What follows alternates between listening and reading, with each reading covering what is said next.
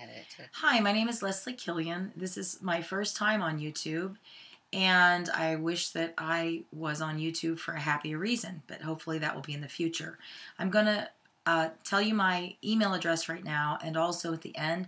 So anyone that has anything similar to this condition that I'm going to describe, or anyone in the medical field, I would very much appreciate that you contact me. I am really in a very hard place and I need any help and any support that I can get and anyone that I can support. So here is my email. It is a.leslie, Leslie, .Killian, Killian, @gmail.com.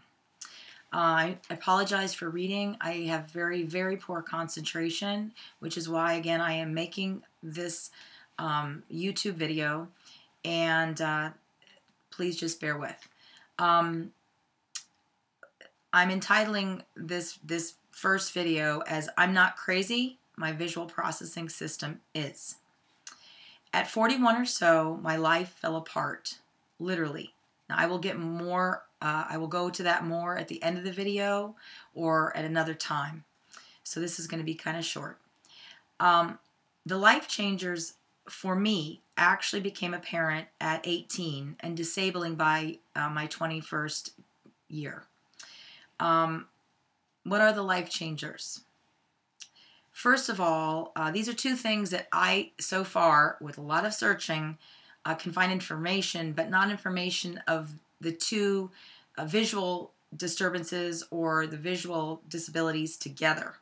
And they are high anisotropia, which is a very large difference between your two individual eyes, and vertical heterophoria, or vertical strabismus is maybe more commonly known. And for that, you would be corrected with what's called prism in your glasses. I encourage you to look up both of those terms. Vertical heterophoria means that you have a difference in your eyes, and oftentimes people, I'm an example, I have a difference in the placement of my two eyes. So if you notice that I have a head tilt, it's because I'm compensating for one eye being higher than the other. That's pretty common, and a lot of people it causes a lot of problems. So again, I encourage you to look both high anisotropia. That's ANISOMETROPIA, and vertical heterophoria, which is HETEROPHORIA.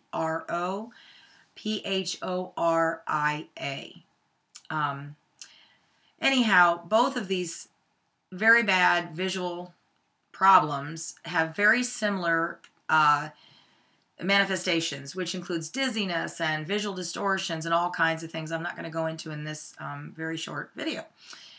And unfortunately, in my case, many people are corrected for the anisotropia or with prism when they're young. I was not. In fact, I wasn't corrected for over 30 years.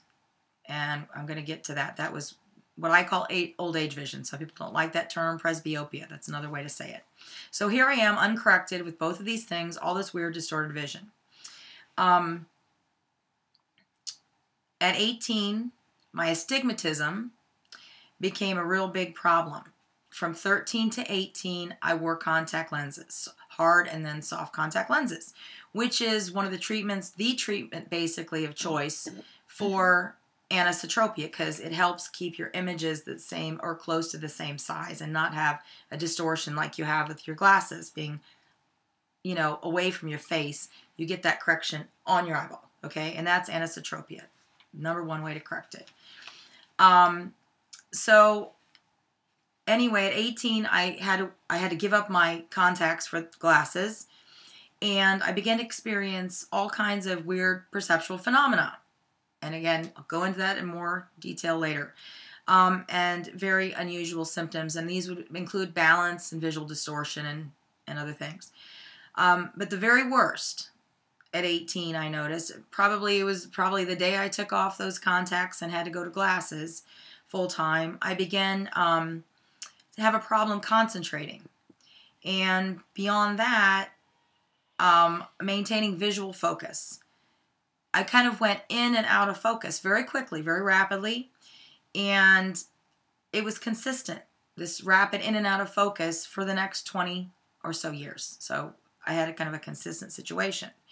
So my first thought when I started to, when it got really bad by 21, my eyes really changed a lot between 18 and 21, which happened to be right when I was starting college, was my first impression, or my first thought was to do research. And I really started to research it at about 21. I had a panic attack, so I went to the library at University of Florida and started to do research on a Friday afternoon, because that was when registration was, and I wanted to know what the heck was going on. So I did tons of research, and this day I have never found anyone, and I don't want to be special. This doesn't make me special, it just makes me suffer. I don't want to be an anomaly, and that's the number one reason why I'm doing this video. It is an anomaly. I have never been able to find anyone that has what I'm feeling exactly, okay? And more on that in a moment. And I apologize for losing my place. Anyway, and I wrote a little note here, contact me please if you can relate to this.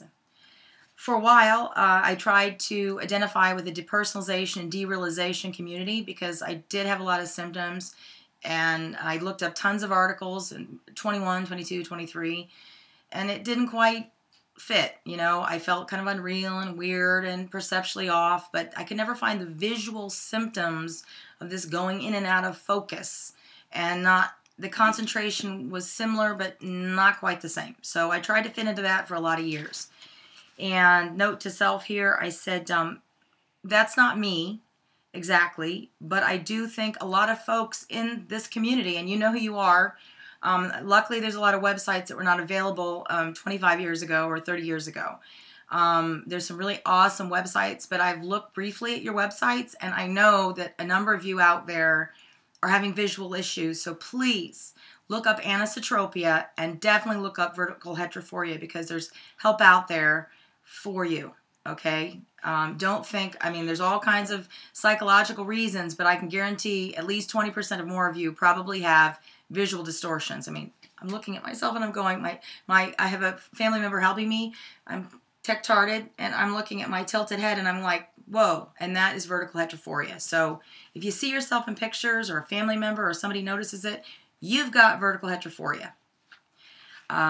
Anyway, I'm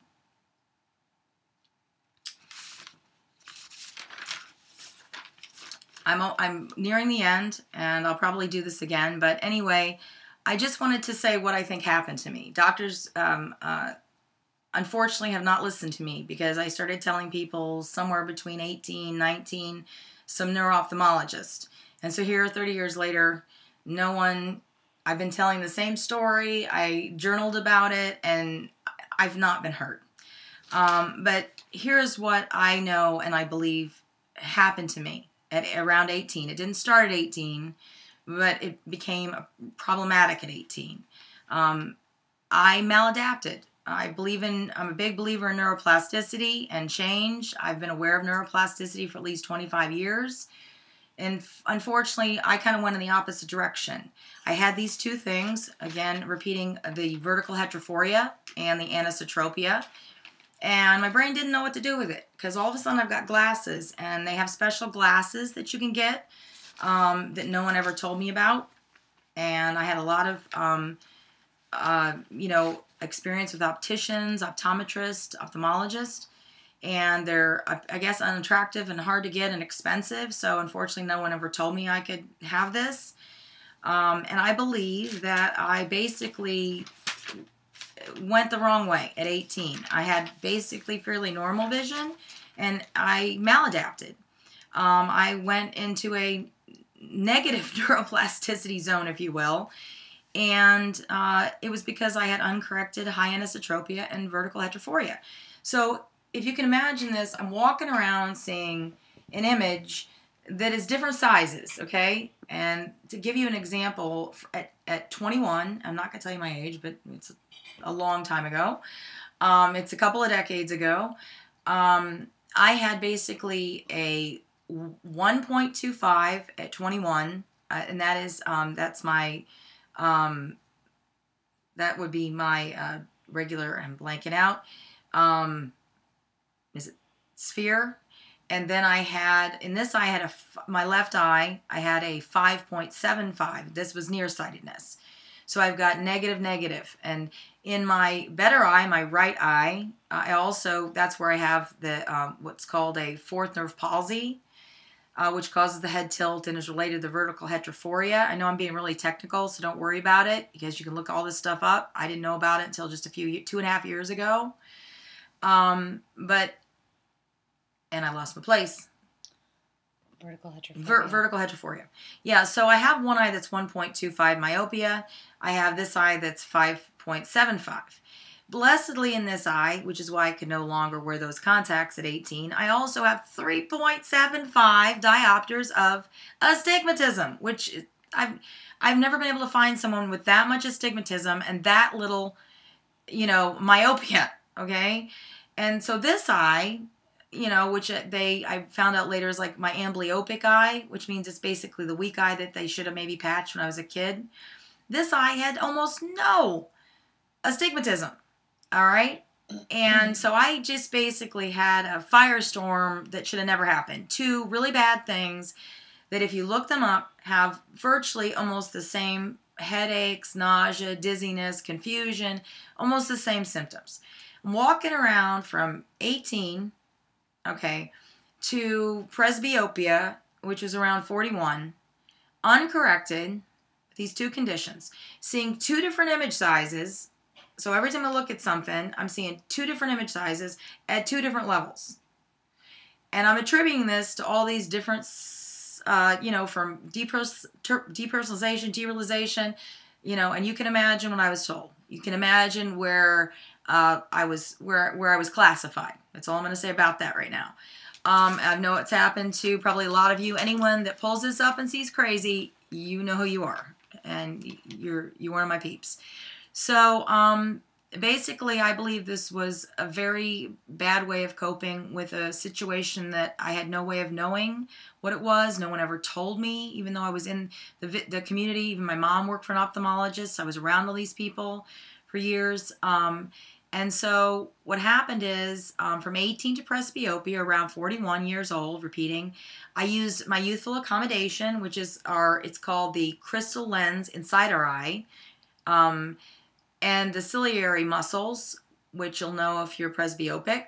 But we have two lenses in our eye. We have the cornea on the outside, and then we have inside our crystal lens, which moves. And it starts off, you've got 20 or 30 when you're young diopters, and then at my age you got about 1 or 2. Okay, so this is what allows us to accommodate. So I'm using this movement of my eye in and out that we all have, unless you have a difficulty with it. I'm using this to basically deal with these two situations. That was my coping mechanism with all these distortions. Okay, and so it was the glue. That's how I didn't realize until literally 2.5 years ago, until I found out about the anisotropia. But this, I'm like, what the heck? My old age vision. I'm getting all these new symptoms, and the symptoms that I've had all these years are getting worse. The confusion, the concentration, imbalance, and again, a whole other video. But I basically just started to destabilize at 41 years old after 20 years of being about the same and being able to work and being able to drive again and kind of relearning how to cope. So I can't tell you at what point, if it, for those of you that are more learned than me and have done even more research than me, I don't know if it was 1 diopter or 0.5 of this movement, but at some point, at around 41, there was a tipping point. And everything just destabilized for me visually as well as cognitively. So I'm going to kind of stop here now. And I put here is where my visual processing system is an anomaly and is different than anyone else out there that I've met so far. And I cannot be the only one. I am not that special. I'm sure there's some other people, not a lot, but some that got in a really bad situation like me where it really altered your life in a lot of ways for a lot of years. But anyway, here's where I'm different. I have to have visual accommodation to have, to maintain my thinking or my cognitive functioning. And I really had to do a lot to get to the point to even make this video. There's Adderall involved. It doesn't last. It lasts about 45 minutes. I didn't even think I was going to be able to do this. It's taken me like a couple of years, but I'm at my wit's end. So I very much hope someone contacts me. I'm going to give you my email again in a minute. But again, I want to repeat, and this is the most important thing. I am not crazy. I sound crazy maybe a little. I act crazy maybe a little. But I cannot maintain my cognitive functioning, and I mean cooking meals, working, driving. I cannot stay mentally focused. TV watching, video making, you name it. We got to have a brain. If my eyes are not focusing, okay? It even goes deeper than that. I'm not going to include that here either. But if I can't see and somewhat focus a little bit together, I can't think. Never heard anything like this, okay? No professionals have ever heard anything like this. And I stumbled upon Adderall, and it gave me a few halfway decent weeks this year, and it actually pulls my eyes into some form of focus. Unfortunately, because it's a physical problem, a visual neurological system, visual processing problem, I call it. That's what it is. It involves my brain. It involves my vision and the processing and the way the two systems work together. Anyway, I'm going to include my email. I think I'm done.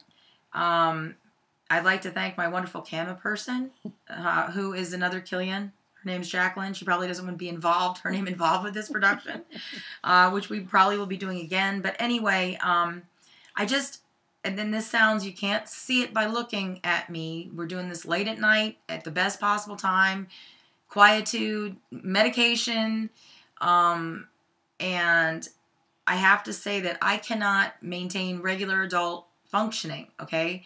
And I again could not make this video without someone's help and the perfect condition. So if you have anything that you can relate to, if you would like to know more about these conditions, if you have something that you don't feel quite as depersonalization, derealization, and particularly if you notice that your thinking abilities are related to your visual abilities, because there's no precedent for this. Trust me, I've been looking for almost 30 years now. Please contact me. I'll give you my email again. It's a.leslie, Leslie, .Killian, Killian, @gmail.com. Thank you. I hope to hear from you, and I hope for the best for you. I hope you never get to where I am. And again, anyone please contact me to help or for help.